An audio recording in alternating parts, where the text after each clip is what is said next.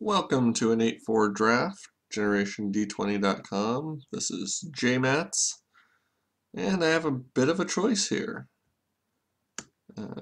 Mercurial Chemister, it's a bit of a bomb. Angel of Serenity, sell up to 3 other target creatures to their hands. Well, that definitely pushes me into white. Not that I don't want to be there.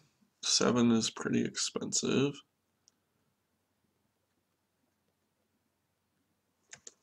This guy we're getting off at 5. Probably have to take the Angel of Serenity.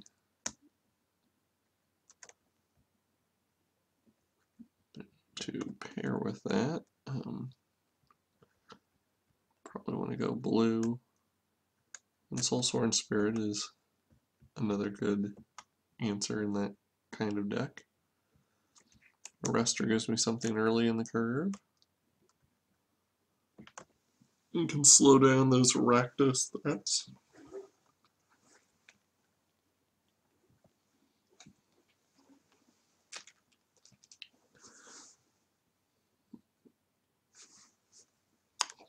So let me know, would you have picked Angel of Serenity in that circumstance?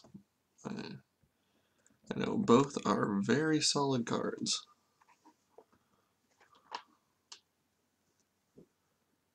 Here, I'd like the Guildgate, but Dramatic Rescue is a good enough card, and especially in this populate environment.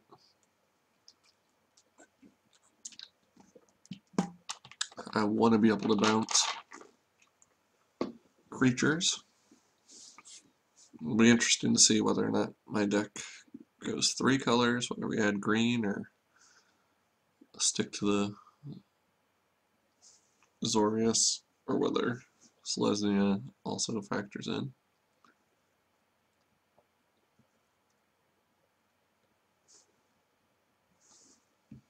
Tristani's Judgment has been used very effectively against me, and not even the populate part, but sometimes you just need to exile a creature. And here, I can see both sides of it. Ice and Skies, Runewing. I think I like the diversity of Ice and Skies.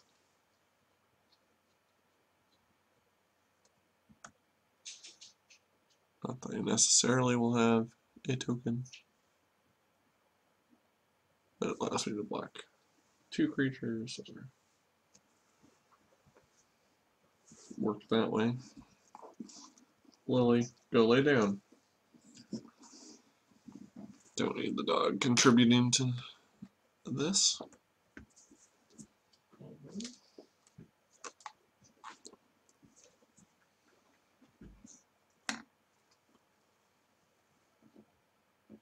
And here, Selesnya Sentries, okay option. The Courier actually isn't too bad either. I think I'll take the Sentry. I tend to have a little bit more trouble finding solid 3-drops in this color combination. Sphere of Safety. Nope. I think that'll factor into this one, so probably just take the Crocodile. One less thing for them to have as a threat.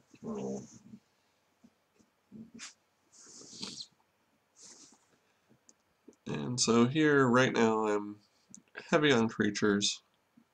Or a little heavy on creatures, maybe. Well, not too bad with those 2 as tricks. And that is my finisher. Good thing about Angel of Serenity is it's out of reach of explosive impact. And it can clear the way of blockers pretty easily. And take a second Dramatic Rescue. Don't want to get too many of them, but I love against populate decks to bounce their token when they cast a populate spell before it resolves, so they have nothing to copy. I don't know about this guy. Seems like he could be okay. But I've never really played with him.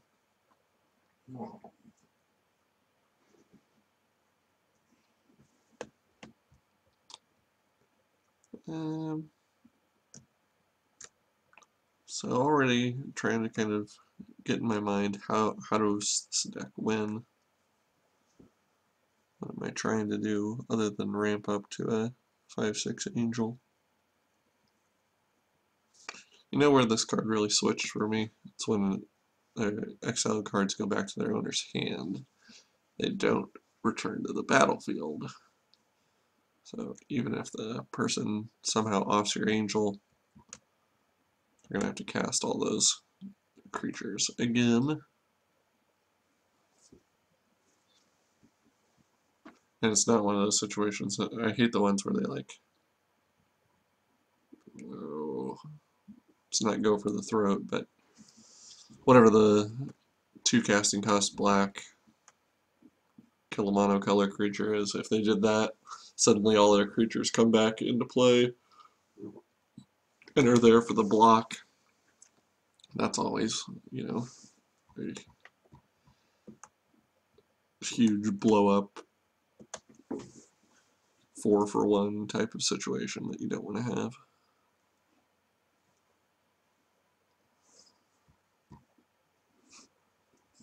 Okay, and I got another huge card there.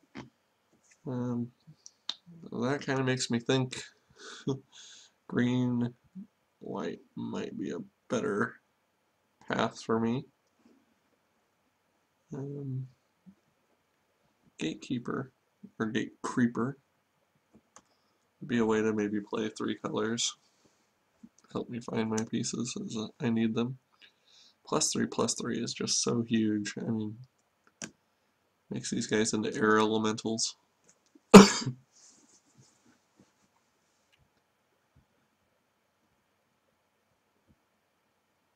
That would help me find the color piece of that. Ooh, another solid creature. We'll have to see if how many of these blue cards are worth playing. Might end up heavier green if I continue to pick up pieces to a puzzle that are like this. Never actually had either of those cards, so it's kind of fun to hopefully get a chance to play with them.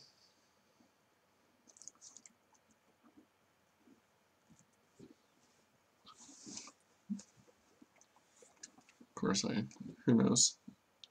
Sometimes you lose before you get the chance. That's the only time you're actually going to play with that rare. Never make a constructed deck with it, and then you don't even get to cast it. I find that with planeswalkers a lot. Some of those fringe planeswalkers that aren't necessarily, worthy of building a deck around or including in the deck. You get it in the draft, you're so excited, and then you never get to cast it. And then it's too late. Oh, long wait here. Don't know what nickname 7 or Chwarga. What's taking so long? I know I just blamed it on 2 of the 8 people there. There's only one we know that is actually not to blame. Myself. Healer. Be kind of a big swing.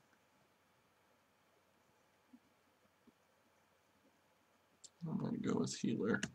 Sunspire Griffin also is very solid, and even Dryad Militant. But I feel like the healer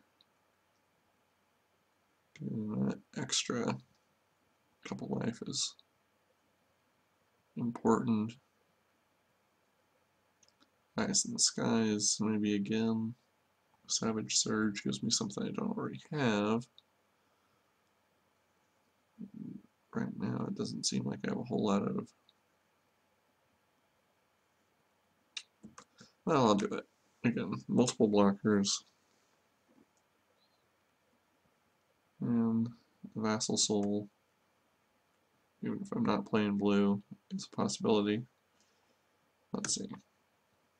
This Charm, creatures gain lifelink, draw a card, target attacking blocking creature on top of its owner's library. Rootborn Defense would be the other possibility. I think I like the Charm a little bit more, just because of its diversity. Here, maybe Seller of Songbirds, just as another way to get some creature out there. Not to mention if we have Collective Blessing out there. So printing out a 4/5 and a 4/4.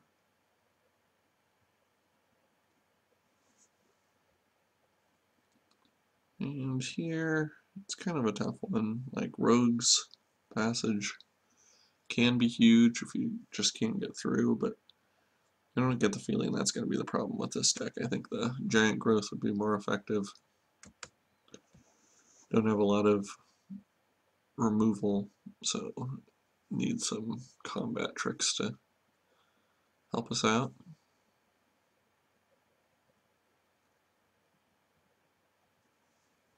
Still unsure about how much blue I necessarily want to play. Green's gotten better with the Healer and the Smiter and the Blessing. I wish the Blessing was 2 white, 1 green. Since it does look like I'm going to be heavy white regardless. And probably Armory Guard. Not that I plan to play it necessarily, but here it's just taking best card available. And the Dryad table to actually consider that the first time through.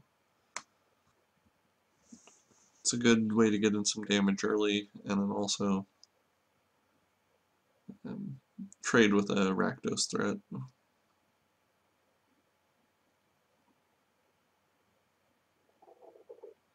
It's an interesting deck, as I see it.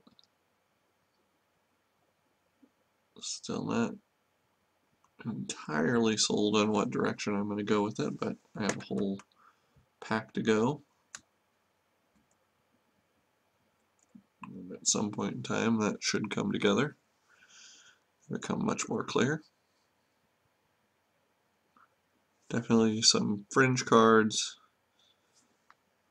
that may or may not make the deck, depending on what I decide to do for color options and what comes along in pack 3.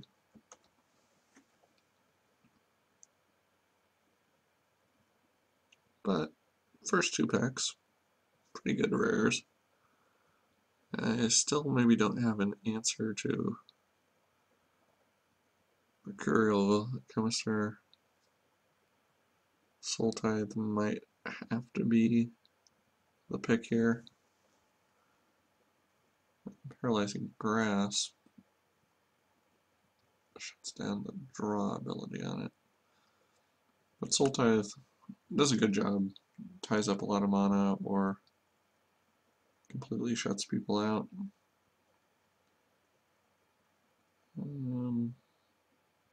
Ultimate Price, that's the one. Here I'm kind of inclined to go Void Wielder for that same purpose of, destroying a token. Hover Barrier would slow me down greatly. But how do I win, not how do they slow me from winning?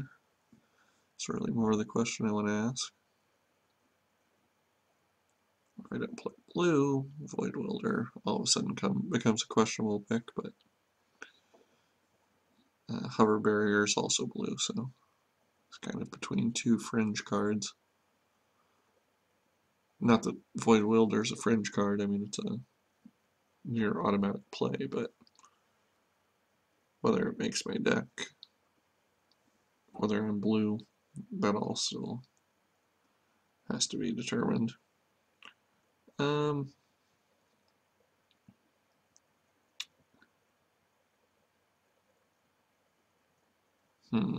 So this brings up some interesting choices.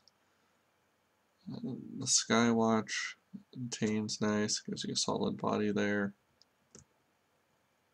That's a little expensive for a counterspell. Gaining 5 life though can be huge. Might have to take the Grasp just because we don't have much for removal. It's a hard one. And then there's this guy, of course, too, that can just be a solid option. Okay, I'll take the Skywatch. May not have been the right choice, but it's the one I made. Trestle Troll. Really slow things down through the air. So I'd like to get it out of the way. Maybe Guildgate is a possibility, but when you have a solid flyer, can't believe Augur Spree was still available there. Someone's getting a gift out of that. Here, Bluster Squall actually is one of those cards that doesn't on the surface look that powerful necessarily, but the overload ability can be the way that you get in the damage you need. Rootborn Defense versus the Guildgate. Probably Rootborn Defense. It's another card that really can blow up in your face.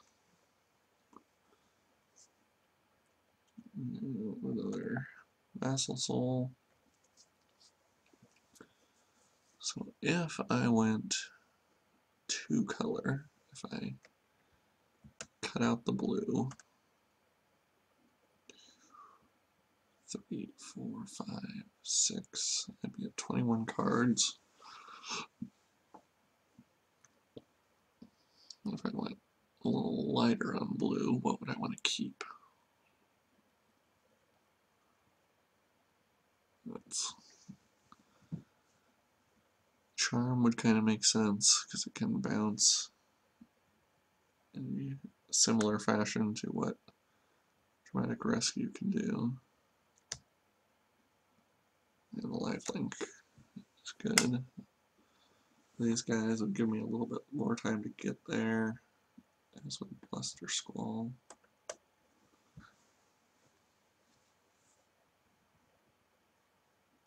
Yeah.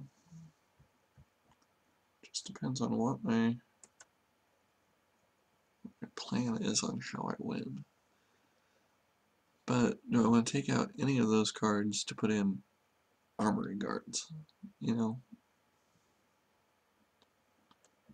thinking that maybe I'm best going the 3 colors.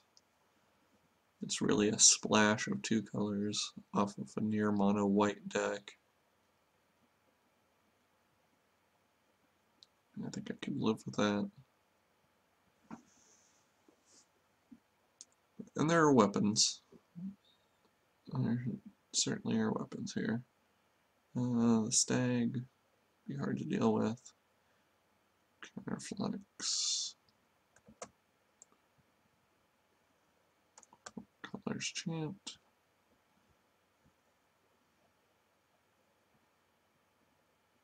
We do have some Populate, but by the time that thing's cast, not so sure it would be that relevant. The guard goes away. That goes goes away. Probably the stag goes away.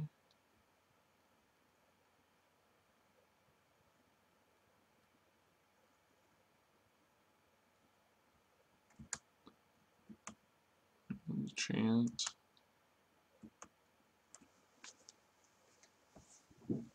That'll be a tough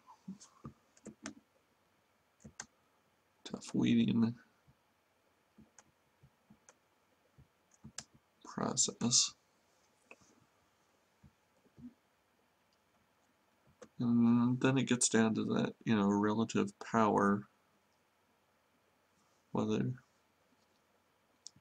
adding a color gives me more bang for my buck than playing a couple lower powered but on color cards.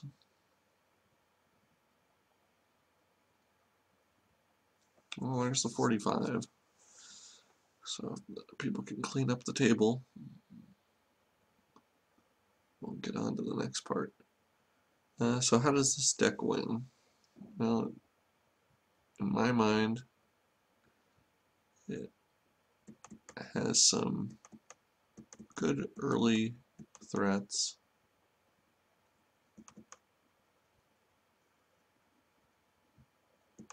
And definitely some finishers.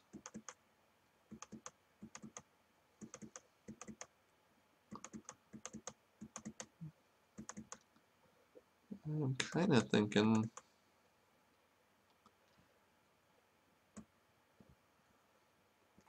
I could side in if I needed the blue, but in green I would have my choice of ooze, which gives me an option against stabbing pain.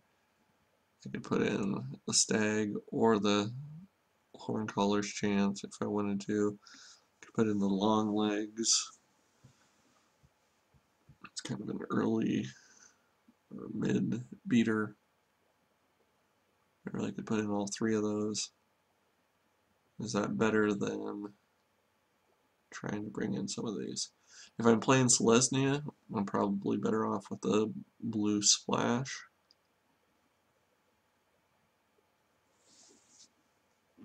As an answer to all of those tokens.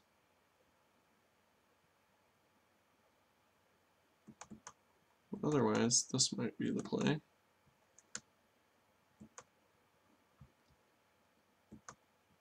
I'm willing to try it.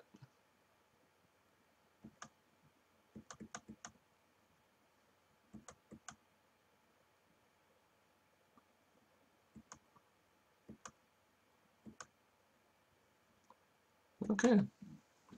That keeps me two colors.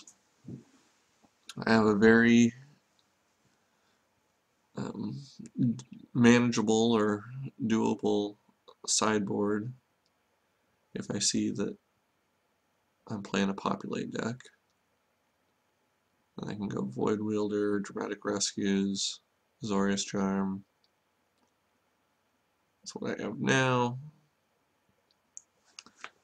I can apply pressure early, but also hopefully trade on some of those. And then my end game, I definitely have some outs. So we'll see in round one whether this goes the way I hope it will.